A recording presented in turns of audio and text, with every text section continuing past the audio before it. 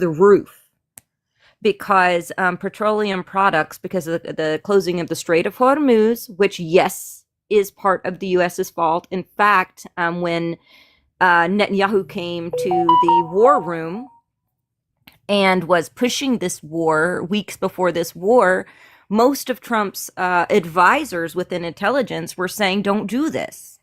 Don't do this because the Strait, some of them said because the Strait of Hormuz being closed would be a catastrophe. But he didn't listen. He went ahead and did the bidding of a foreign leader over our own, even our own intelligence, which is wild to me. But also, on top of that, we are going to see the real world impacts of this war, not only our soldiers being deployed, and we may be on the cusp of fighting a ground game. I hope not. But also because of the closing of the strait. This idea that this benefits the American people, the crashing of the stock market, the prices of oil and everything else is an asinine argument, especially considering that there is no solid proof that Iran was about to have a nuclear weapon. And let me just say this. I support them having one. I support every country in the world being able to defend themselves against invasions and against the tyranny of Western imperialism. I don't believe in the carries the biggest stick can just bonk anyone they want to with it. So my vantage point, I'm sitting here as an Iranian American worried about my family in Iran, as well as what these gas prices, what our job market is already in shambles. The acting unemployment rate is around 24.7%. The acting unemployment rate, not the unemployment rate from the BLS. And now we're going to have rocketing gas prices, which is going to make it hard for people in rural areas, especially to get back and forth to work, as well as impact our every cost from commodities to groceries to deliveries to everything. You say it helps the American people. I call bullshit on that. And I think almost every American realizes this. And they're wholly against this war, yet our representatives in this presidency are not reacting to the will of the people. Just a quick response, Abe. I'm not sure where you got. I think you wanted to go through that and say that I said that it benefits. I don't think war benefits ever. I think diplomacy is always the best choice. But sometimes wars happen. And I get it. There's sacrifices that we need to make or that sometimes are put on people that didn't sign up for it. Like we didn't sign up for the war. Congress hasn't even authorized the war, but we're in war and the gas prices are rising. I don't think that that's a benefit. I don't think we win at the end of the day. But if it is to make my future generations a little bit safer, I'm willing to not, buy as much corn or drive as much or, suck it up and pay $5 instead of $3.53. Like Americans are brave people. We'll get through it. And the Strait of Hormuz being used as a leverage to keep us hostage and the international community hostage. Good luck. We'll see what that brings on Thursday, like I said.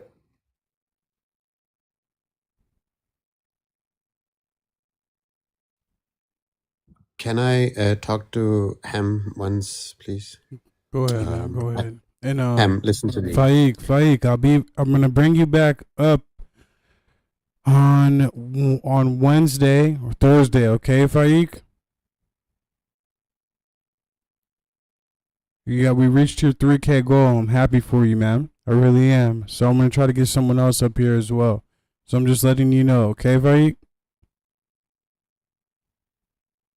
All right, you'll see. Go ahead, Uncle Crypto. Yeah. So I have written some things what Ham said, because I don't even want to call him Pharaoh because he's not Pharaoh. He's Hem. Okay. Hem, listen to me.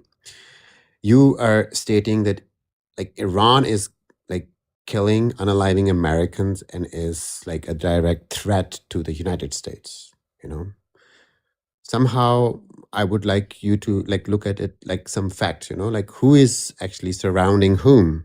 Do we have any bases of Iran around America?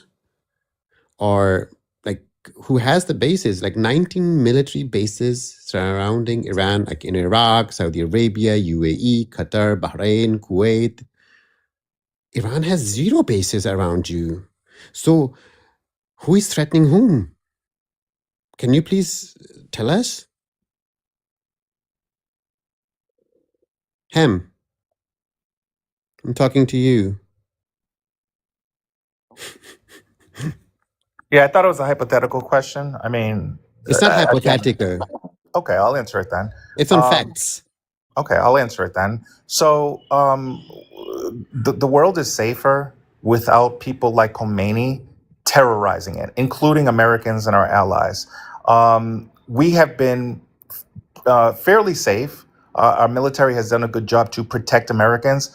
Yeah, 9/11 happened, but other than that, there really hasn't been too many direct attacks. You mentioned Hiroshima. Sorry, you mentioned the Japan Pearl Harbor attack as well. But our tax dollars in the military has done a fairly good job at keeping us safe. I trust in the United States military, the men and women that serve, that they are doing the best that they can to protect us. And when they believe that there's a threat, a foreign threat, and they need to, I don't know what you called it, surround them, and who's surrounding who, then surround them.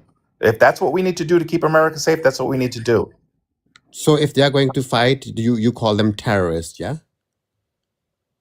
I don't call anyone anything. Iran has the right to defend themselves if they think that, they don't like our naval ships there. Good luck to them. If they want diplomacy, I always feel that that is the best way. Like I said, Iran and the United States had a great relationship prior to the Khomeini and the dictatorship, your supreme daddy.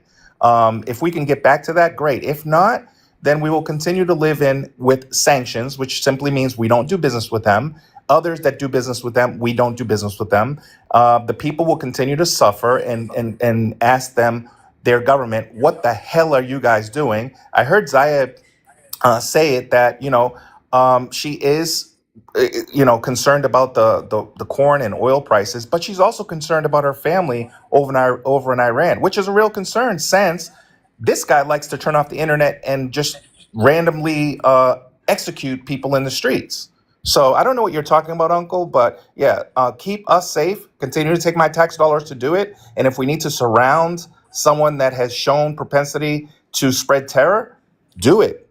Oh, I don't understand. What are you talking about? Iraq, like your government lied about 25 years ago to your face, to the world's face, telling the whole world they have WMDs, and there was nothing, and they unalived about 500,000 Iraqis. And they lied for protecting you and Americans. You weren't maybe you were a little boy at that time, but um that they put sanctions, the harshest of sanctions, that is almost it is a war, America actually is in a war with Iran since their inception, and they have sanctioned them so harsh sanctions that they couldn't even get medicine, food. Even then, they have survived Did you so say sanctions nicely. are a war, Uncle? Did you say sanctions are a war? It is a war, yes. In whose definition? What are you Sanctions are talking not a about? war. Sanctions are not a war. Sanctions are a tool that are non war. It's No. a tool that is used to put No, no, economic no, pressure. no. Hold No, on. it's a war. Hold People on. die from sanctions. Cash, Sanctioning a cash. nation Hold so on. severely. Uncle Uncle, Crypto. do you Hold lie, on. Uncle Hold the Crypto? fuck on. How many times am I gonna fucking say that to the both of you? How many times? Uncle Crypto, get the last word so I can get Sage and then Nelly in here. Okay. Sanctioning a nation severely that sick children cannot get medicine. What would you call that? It is a declaration of war. If someone is like if someone blocks America and cut off your medicine, would you call that something peaceful? What is that? What are you talking about? If it is done to you, you would call it a declaration of war. But if you are doing it to somebody else, you don't call it a war. Sorry, this is totally flawed thinking from your side, Pharaoh. Not Pharaoh, sorry, Fem, I would call you. Go ahead, Sage. Yeah, I just wanted to correct Pharaoh once again. Our own Treasury Secretary called sanctions and how we collapse their economy overnight in Iran, economic warfare that achieves what military force cannot. So again, he even referred to it as warfare, and it is. We literally created a dollar shortage there and caused their entire economy to collapse pretty much overnight. That's on top of like the sanctions that we've had on them for decades, right? So I just want to know like why you can't hold America to the same standard that you hold everyone else. Because again, if you look at it objectively, we are the greatest terrorists. We are doing all the things that you judge other countries for doing. And we caused probably hundreds of people to unalive, like at least indirectly, even before all of this. Probably more actually, but I don't have the numbers in front of me. And also you mentioned like little kids getting unalived. What about the kids in that school? Like, why did we do that? And why are you not sitting up here judging our government for all the evil that we've done? And this is your government. So that's why Americans are seen as like demons by so many other countries, because of people like you. You sit here and point the finger at all these quote unquote Arab countries, which Iran is not even Arab, like someone said. And you don't even like ever look at our country and all the evil that we've done to people.